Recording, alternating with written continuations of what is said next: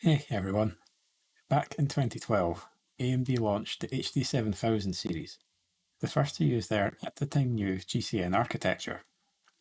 One member of the 7000 series family was the HD 7870, a card aimed at the mid-range to high-end market.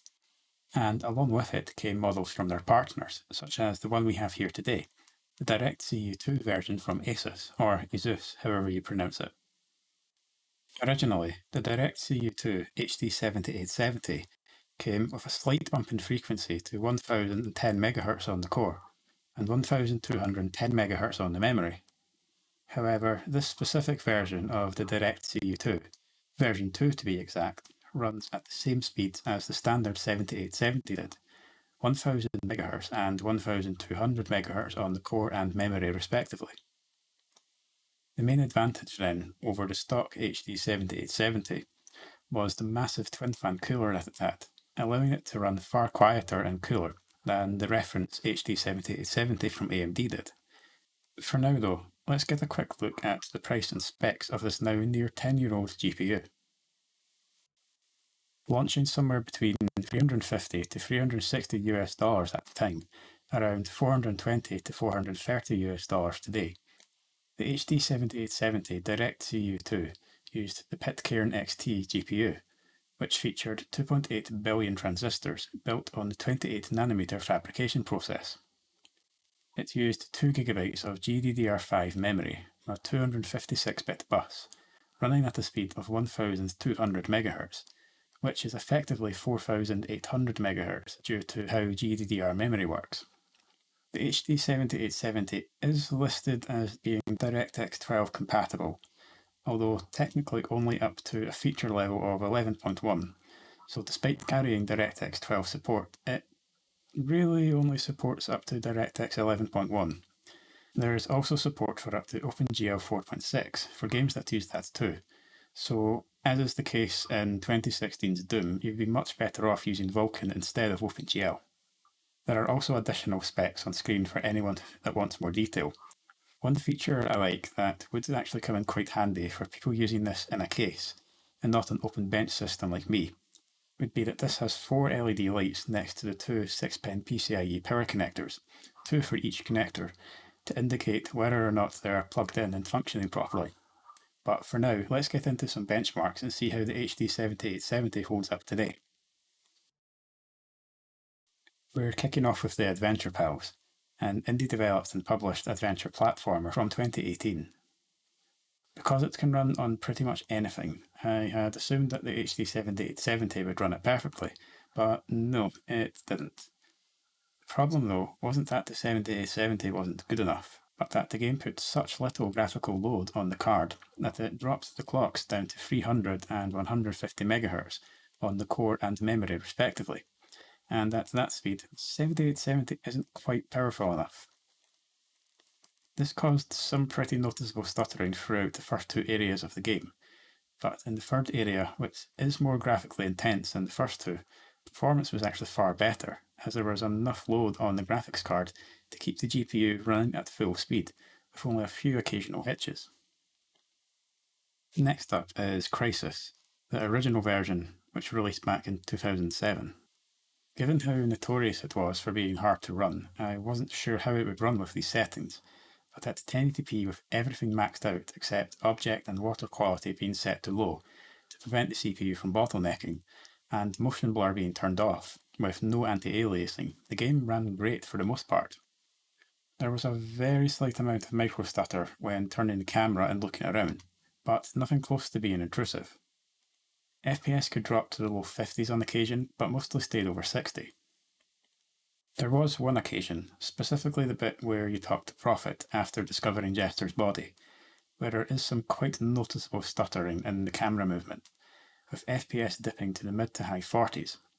Other than that though, the game ran great, and it looked really good too. Next up is 2016's Doom. This ran far better than I was expecting it to, using Vulkan at 1080p with the lowest settings, and 16x anisotropic filtering. The first mission, other than some slightly stuttery camera movement and the occasional but quite brief hitch, the performance was great. The most intense scenes could cause FPS to drop to the mid-60s, but otherwise 70 to 90 FPS was the norm here. Performance was overall fairly decent in the second mission too, but in the first big battle, FPS could dip into the high 30s and exhibited some pretty noticeable stuttering when it did so. It's not so bad to be intrusive, although it is pretty noticeable, and the low frame rate is made even more noticeable by the fact that parts of this area can also run in the high 60s FPS wise, so the sudden dip from over 60 FPS to down under 40 is itself quite noticeable as well. Again, camera movement can be a little stuttery too, and there are a few minor hitches at points as well, but overall I'm actually quite impressed at how playable the game still is. And there's also nothing stopping you from dropping the resolution down, and even upping some of the settings if you do that as well. Last up is GTA 5, which had its PC release back in 2015, 3 years after the 7870. And I suppose it won't be much of a surprise to some, but the game ran great in 1080p at max settings with no anti-aliasing. I've also disabled motion blur and depth of field, as personally I prefer those settings off. Throughout the city at night time, when things like shadows can have a greater impact on performance, the game actually maintained over 60 FPS for the most part, and with a very slight, near unnoticeable amount of micro stutter. It can occasionally dip to around 50 FPS if you end up crashing a vehicle like I did. Performance dips to around 40 to 45 FPS in the daytime, and there is a slight amount of micro stuttering here too, but nothing to the point of being that noticeable or intrusive. Performance was kind of similar out in the desert area, where FPS would hover at or just above 40. One issue I also noticed is that grass can cause some stuttering.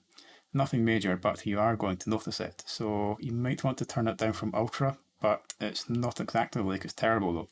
Other than that, a few minor hitches occasionally are the only other issue, and overall the game runs really well. So we know now how it performs in a few games at stock clocks, so let's see what the 7870 is capable of with an overclock. For this, I ran the Unigine Heaven benchmark, pushing the clocks higher if it managed to pass the benchmark run. I did this for the core clock first, and then did the same for memory. In the end, this particular 7870 managed 1220 MHz on the core at 1.3 volts, although in Crysis I did have to drop this to 1200 MHz to maintain stability. 2 GB of GDDR5 memory managed maximum stable clocks of 1335 MHz. All of this was done with the power limit increased by 20%, and with the fan speed left on auto. And speaking of the fans, throughout testing, temperatures never got any higher than around 72 degrees Celsius, with the fan not going over a fairly quiet 50% speed. It actually remained quiet enough to the point that I didn't even notice the increase in noise, if there was any at all. As I was expecting, there was no change in performance in the first and second areas in 2018's The Adventure Pals. The third area, though, now has no stuttering at all. This will also be true for other areas of the game too that are more graphically intensive than the first couple. Crysis doesn't see much of an improvement overall.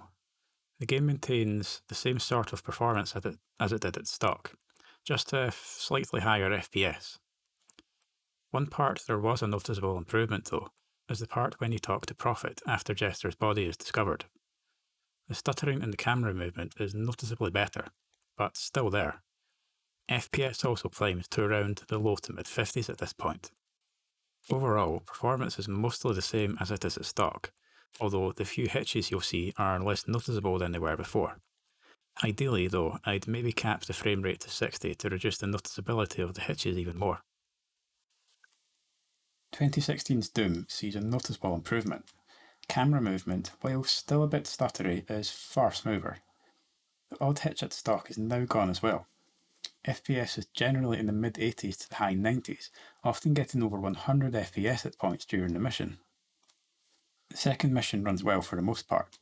FPS can still dip to high 30s in the first big battle, with noticeable stuttering, but the stuttering is at least consistent, so it's not overly intrusive.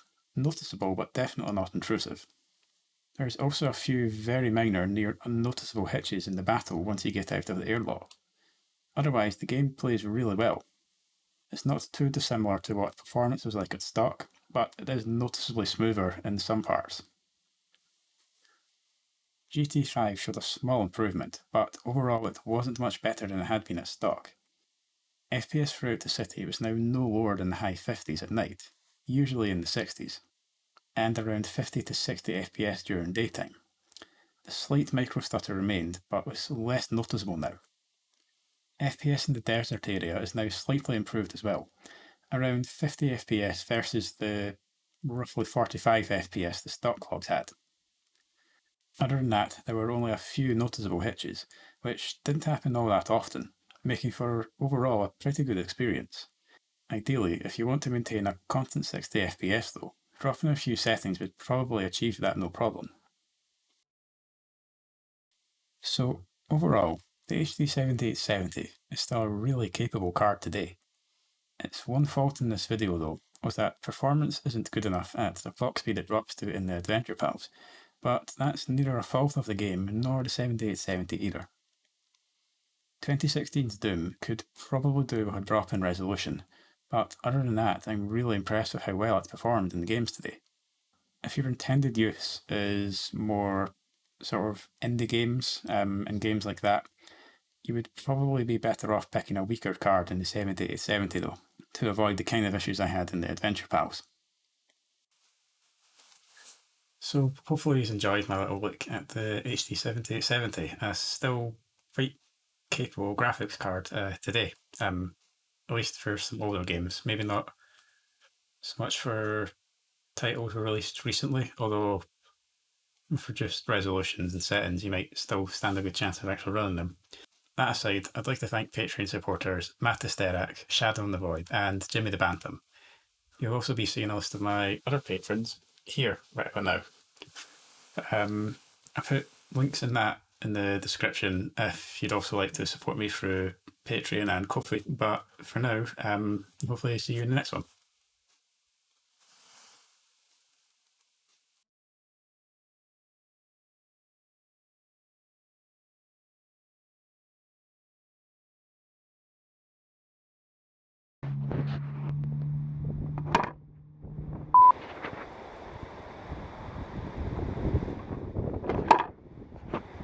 I'd like to thank Patreon supporters Jimmy the Bantam, Matt Sterak, and Shadow in the Void. If you would also... But yeah, that aside, I'd like to thank Patreon supporters Matt Sterak, Shadow in the Void, and...